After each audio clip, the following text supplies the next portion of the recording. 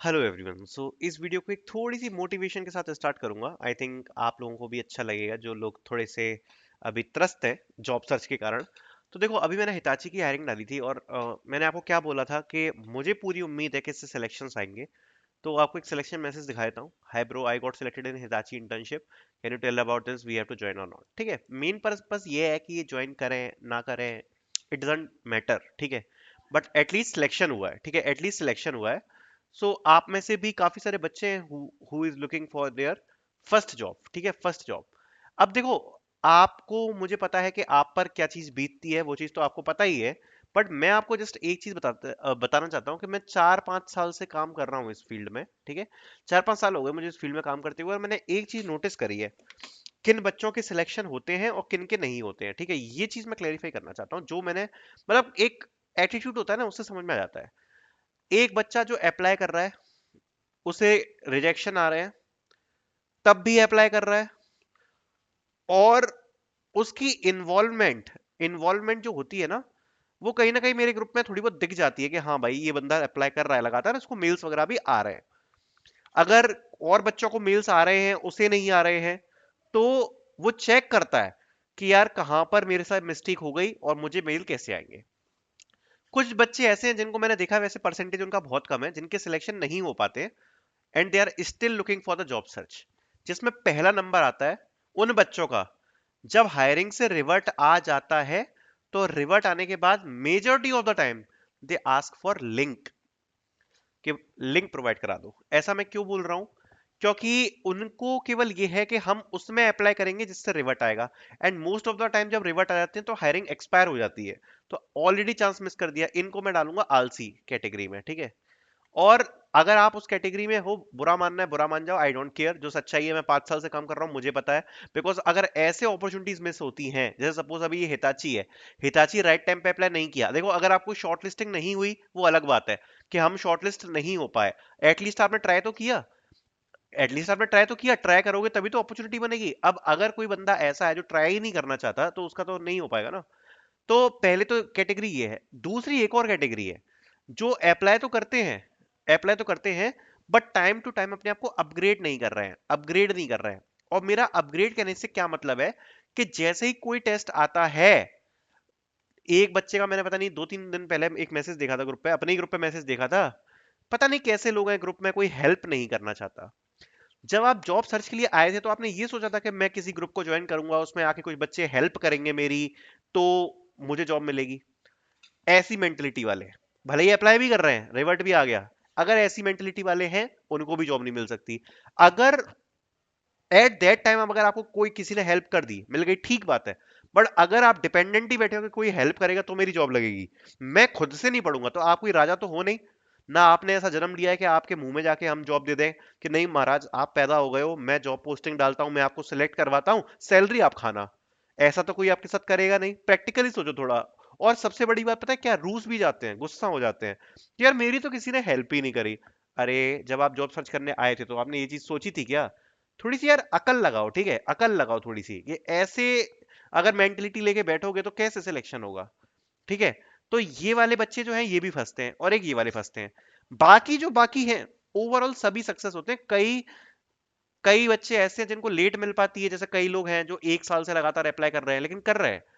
उनको थोड़ा, कई लोग लेट हो जाते हैं, कई लोग को 2 से 3 महीने में भी मिल जाती है, बट 2 से 3 महीना तो एटलीस्ट है, उतना तो लगता ही है। ठीक है, तो वो टाइम के ऊपर है। लेकिन हाँ, क्योंकि काफी बच्चे हैं जिनकी, मतलब कुछ तो ऐसे बच्चे हैं जिनको मेरे को नाम रटे रखे हैं, जिनके 2-3-3 साल पहले सिलेक्शन हुए, तो उनके भी, क्योंकि उनने जो एफर्ट डाले थे ना, तो वो मुझे पता था कि भाई ये बंदे का लगेगी जॉब, और उनके 1-2 महीने में लग जाती है। मैं मतलब याद भी रखता हूँ उन सारे बच्चों को। ठीक है, तो मैं बस ये कहना चाहता हूं कि आप इस कैटेगरी में कभी मत आना। पहले तो अपनी प्रिपरेशन अच्छी बना के रखना। दूसरी बात, ये रिवर्ट आने के बाद लिंक वाला सीन करना छोड़ देना।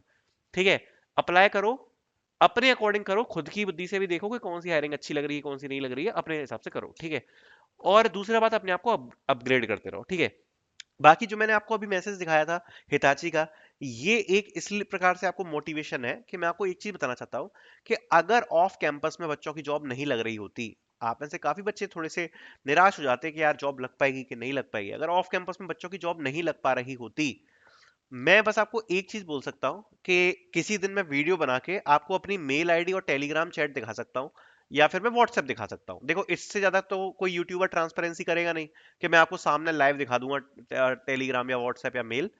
यू विल सी कि daily I am getting at least 4 to 5 messages कि ऑफ कैंपस में अप्लाई किया था, इसमें सिलेक्शन हो गया, उसमें सिलेक्शन हो गया। बच्चों के अलग अलग तरीके से मैसेज आ रहे हैं, आपकी वीडियो देखी थी, अप्लाई किया था, नहीं भी देखी वीडियो, जो भी हुआ, मैसेज आ रहे हैं 4 से 5 डेली के। तो अगर ये बच्चों की ऑफ कैंपस में लग सकती है तो आप भी धैर्य रखो, अपना बेस्ट दो, आपकी भी लगेगी। क्योंकि वो बच्चे कोई रिश्तेदारी निकाल के नहीं आए हैं उस कंपनी में जिसमें भी उनकी जॉब लग रही है, जिसमें भी लग रही है वो अपने एफर्ट से जा रहे हैं, मेहनत से जा रहे हैं। ये बात मैं मानने को बिल्कुल एग्री हूं, सच्चाई है कि कंपटीशन का लेवल बहुत ज्यादा हाई है। कंपटीशन का लेवल बहुत ज्यादा हाई है। आप बिलीव नहीं करोगे कि अगर आप एक दिन का रेस्ट लेते हो ना, तो एक दिन के रेस्ट लेने पे कम से कम 10 से 20 हजार बच्चा आपसे आगे निकल जाता है एक दिन के रेस्ट लेने पे। ये बात सच्चाई है, इस लेवल पे कंपटीशन चल रहा है आज के टाइम पे। तो कंपटीशन से मैं एग्री करूंगा कि बहुत है, ठीक है, बट अपना पेशेंस बनाए रखना और डेफिनेटली कुछ ना कुछ होगा। आगे बढ़ते हुए बात कर लेते हैं जरा कंपनीज के बारे में। देखो एज वर्स ने एक बड़ी हायरिंग निकाली है, और जब फिर टेस्ट आएंगे तो काफी बच्चे फिर बोलेंगे कि लिंक कहाँ है। आज हमने डाली तो आज अप्लाई करो, बाद में लिंक मत मांगना, ठीक है। तो एज वर्स ने एक बड़ी हायरिंग निकाली है, पहले ही बता रहा हूँ, 2024 बैच के लिए। लिंक आपको डिस्क्रिप्शन में मिल जाएगी, ठीक है। जो टेस्ट है वो 30th को है, 30th को आपका टेस्ट है। सो उससे पहले अपनी प्रैक्टिस प्रैक्टिस कर लो, टेस्ट की कोडिंग वोडिंग की प्रैक्टिस कर लो अच्छे से। 30th को आपका टेस्ट होने वाला है, बड़ी कंपनी है और एक बड़ी मास हायरिंग में की कैटेगरी में आप इसको डाल सकते हो, ठीक है। अभी लिंक एक्सपायर हो जाएगी 26th को, उसके बाद फिर मत करना कि यार लिंक कहाँ थी कि मैं अप्लाई नहीं कर पाया, ये सब, ठीक है। अभी अप्लाई कर देना एज वर्स। अगर शॉर्टलिस्ट होते हो तो 30 दिसंबर को इसका टेस्ट होगा, ठीक है। आगे बढ़ते हुए बात करते हैं अगली कंपनी के बारे में, हिताची के बारे में। तो हिताची जैसा मैंने बताया था, इसके 2-3 फेजेस चल रहे हैं। एक फेज का रिजल्ट आज आ चुका है, और जैसा मैंने आपको बताया अभी सिलेक्शन का मैसेज भी दिखा दिया, सिलेक्शन का मैसेज भी दिखा दिया। काफी बच्चे जो ऐसे हैं जो ये बोल रहे हैं कि हमें तो शॉर्ट लिस्टिंग के बाद टेस्ट का ही मेल नहीं आया। You seriously need to understand कि अगर आपने अप्लाई किया था हिताची में and if you don't get the mail for online test, you seriously need to update your resume. इसमें आप किसी पे ब्लेम नहीं डाल सकते, आपको अपना रेज्यूम अपडेट करना पड़ेगा, बिकॉज हिताची ने अच्छे नंबर ऑफ कैंडिडेट्स को मेल भेजा है। मतलब आई थिंक 20 to 30% कैंडिडेट्स को आराम से मेल भेज दिया होगा टेस्ट का। अगर आप 20 to 30 टॉप में नहीं आ पाए हो शॉर्टलिस्टिंग में, आपकी बाकी कंपनीज में भी शॉर्टलिस्टिंग नहीं हो पाएगी। हिताची में तो शॉर्टलिस्ट होना चाहिए था, अगर नहीं हुआ you seriously need to upgrade your resume, okay. So online test अभी एक फेज का रिजल्ट आया है, बाकी एक फेज के अभी जो इंटरव्यूज वगैरह हैं वो ऑनगोइंग में है, और अभी रिसेंटली भी इंटरव्यूज हुए, तो अभी उनके जो रिजल्ट्स हैं वो बाद में आएंगे। देन बात करते हैं टारगेट। टारगेट की जो अप्रेंटिसशिप है उसके मेल यहाँ पर डेफिनेटली रिसीव हुए हैं। जो टेस्ट है, टेस्ट में अपना बेस्ट ट्राई करना, कोशिश करना कि आप अपना बेस्ट से बेस्ट दो, ठीक है। बाकी जो टेस्ट है, टेस्ट का मेल आई होप आप लोगों को आ ही गया होगा, जिन बच्चों ने अप्लाई किया था। इसमें आई थिंक शॉर्ट लिस्टिंग तो नहीं हुई है, बट इसमें जैसा लिखा था ना कि this is a first come first serve, ठीक है, फर्स्ट कम फर्स्ट सर्व। तो जिस बच्चे ने पहले अप्लाई कर दिया था उनको मेल आ गया, एक लिमिटेड बच्चों को। और उसके बाद भले ही आपने अप्लाई कर दिया था, अगर थोड़ा सा लेट हुआ था तो they did not send the mail, ठीक है। बाकी इसका भी अभी एक और फेज हो सकता है, बिकॉज जब लास्ट टाइम हायरिंग हुई थी ना टारगेट की, तो दे कंडक्टेड 2 फेजेस, ठीक है, 2 फेजेस। तो अगर आपने अप्लाई किया था स्टिल यू हैव चांस कि यहाँ पर आपको आगे के मेल्स जो है आ जाए। दूसरी बात, the process is very smooth. अगर आप अभी टेस्ट देते हो, in January you will get your interview, and most probably by February you will be joining the company, okay. By Feb आप एक एम्प्लॉय होगे, और जो प्रोसेस है स्मूथ है, आपको कोई प्रॉब्लम नहीं आएगी। ऐसा नहीं है कुछ अटक गया या ऑनबोर्डिंग नहीं हो पा रही, डॉक्यूमेंट वेरिफिकेशन फटाफट फटाफट सब कुछ होगा। तो it's a good opportunity. Then talking about March, March के मेल आ चुके हैं ऑलरेडी, वीडियो मैंने अपलोड कर दी है। मार्च की मीटिंग कल ज्वाइन करना, ठीक है। उसमें पोजीशन ज्यादा नहीं है, आई थिंक शायद 8 पोजीशंस थी उसमें, 8 पोजीशंस थी। बट आई थिंक जो नंबर ऑफ स्टूडेंट जिनको मेल गया है 1000-2000 तो आराम से होंगे, ठीक है। सो मीटिंग जल्दी से जल्दी ज्वाइन करना। बाकी आई थिंक मेटल का टेस्ट है, मेटल का टेस्ट है।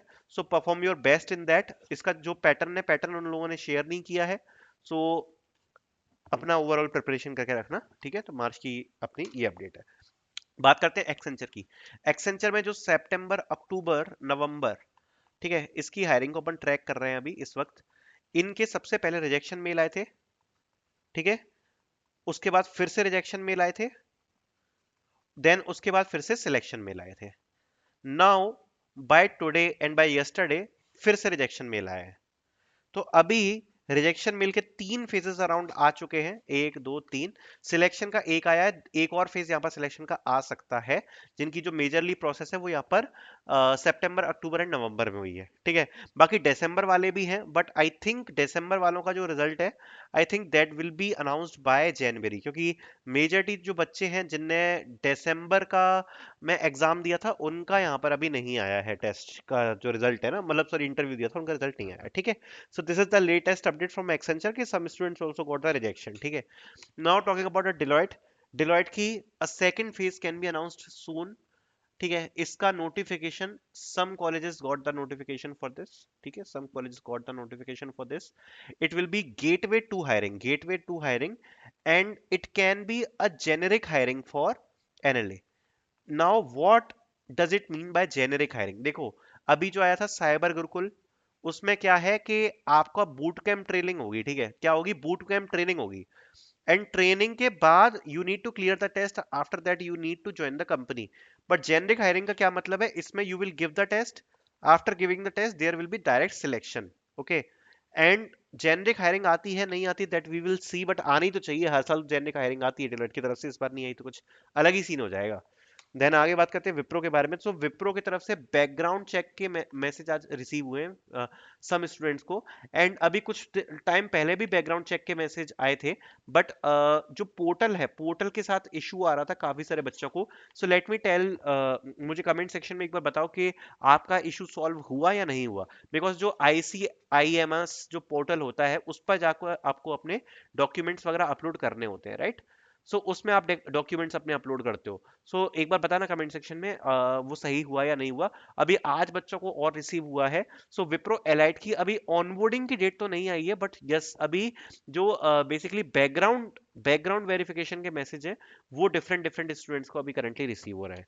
Not talking about Amazon, Amazon की जो यूनिवर्सिटी वाली हायरिंग थी, मैंने आपको एग्जैक्टली exactly बताया हुआ है कि 2021 के बाद, I don't know why students are not hyped for this, but according to me इस साल जैसे TCS था ना, NQT, उसके बाद अगर कोई सबसे बड़ी अनाउंसमेंट मुझे लगी है वो अमेजोन की लगी है, कि दे announce the hiring for Amazon SD1 university graduates, okay.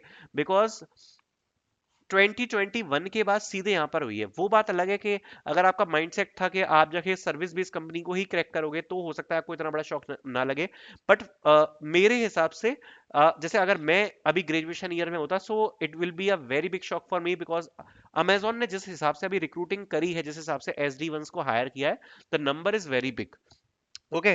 But ये चीज उतने हाईलाइट में नहीं आ पा रही है, but yes the hiring is big, and students को मेल वगैरह अभी भी जा रहे हैं, ओके। एंड बच्चों की जो ज्वाइनिंग है वो ऑलरेडी जनवरी से यहाँ पर स्टार्ट हो रही है for the position of SD intern plus PPO, okay. So अभी some students got the mail for the internship allocation as well. Then yes, that's it about all the hiring updates. I hope you guys liked it. Thank you so much for watching.